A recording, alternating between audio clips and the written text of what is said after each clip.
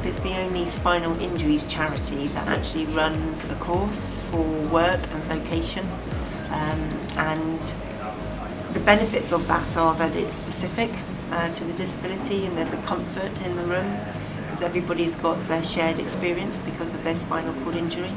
Yes, there are other programs you can get that tend to be based more in local communities. There's also paid for services where you can develop the skills that we instill in our delegates on our course, but they will tend to be a paid for service. So our delegates don't have to pay to come on our courses, and they gain a lot out of it in that safe environment.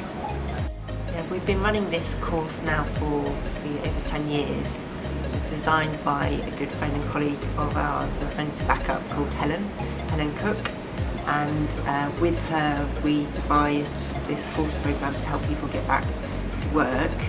Well, my professional background is an HR manager, and I'm passionate about Backup, and I'm passionate about the employment of people with disabilities and trying to make that process easier for people following their injury when it can seem really daunting.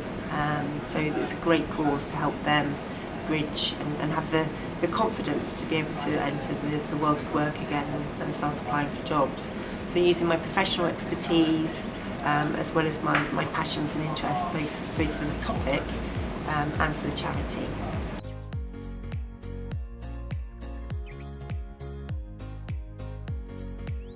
There's a huge amount of benefits for work. Not just the financial side, obviously, with bills to pay, that might be a concern, but the other benefits that you have from being part of a team, social interaction, sense of self-belief, self-worth, that old adage of having a purpose to get out of bed in the morning. It's very easy, following an injury, when you're thinking about where you're going to live, having accessible accommodation, whether you need a care package put in place and all sorts of other sort of medical kind of things. Actually, by thinking about work and getting back to work, it kind of normalises the situation, and you become then a normal person in society, contributing to your community. And there's certainly no reason why people can't go back to work following their spinal cord injury. It's often not necessary to learn new skills to get back to work. It's just having the confidence to be able to do so and consider the reasonable adjustments that you may need. You may not need any, and you could easily go back to the place of work that you were in before. If you're of an older age, you may have been considering retirement previously anyway, and I do know people that have chosen, following their spinal injury, that they have taken a kind of early retirement route. But then you find that a lot of those people then do a lot of volunteering or community work and stuff, because again the kind of benefits of work, whether it be through a voluntary vocational arena or through a paid work arena, are the same. It's that being able to contribute, being valued, and having a purpose.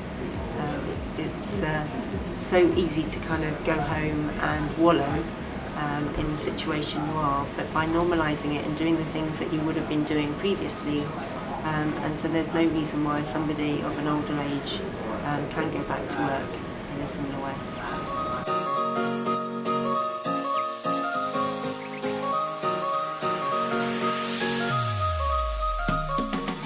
I have huge pride in the various roles and jobs that I've done in my career.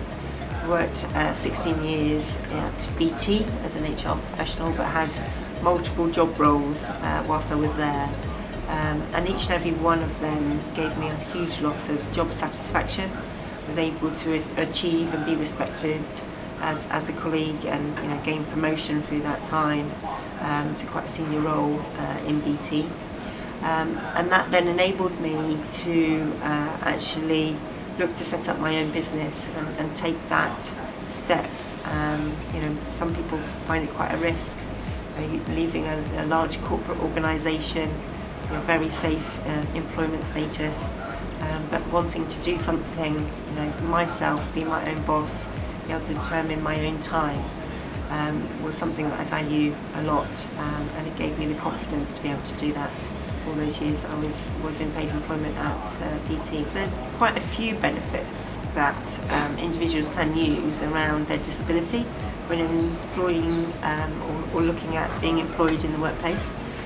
Firstly, you stand out, and that's what any candidate wants to do in the recruitment process, being the person that is remembered, hopefully for the right reasons, but also you would have honed so many more skills because of your circumstance.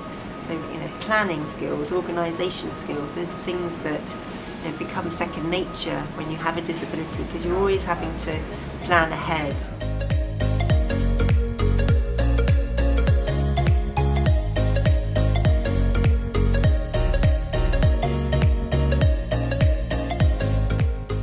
I think I've only really experienced positive attitudes and reflections in the workplace on my disability. It rarely came up ever in consideration or discussion. I was just a colleague alongside everybody else performing the job that I was doing. Yes, of course, you need to kind of take it into account when you're travelling to meetings that might be outside the office, and when you first start looking at reasonable adjustments in the office that you might need to be able to perform your job and be comfortable in your working environment. But once these have been worked through, and again it's become second nature, then it's irrelevant. So my colleagues and the kind of support staff there were always very, very positive, no negative reactions at all.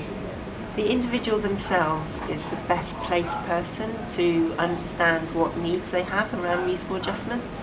So it's all about opening a dialogue with a potential employer or your current employer about what will make it easier for you to do that job. So it's having that confidence yourself to then make it easy for the employer, and taking the initiative yourself then creates a solution for the employer rather than providing them with what otherwise might be perceived to be a problem. But if you take the ownership, then it's a lot easier all round.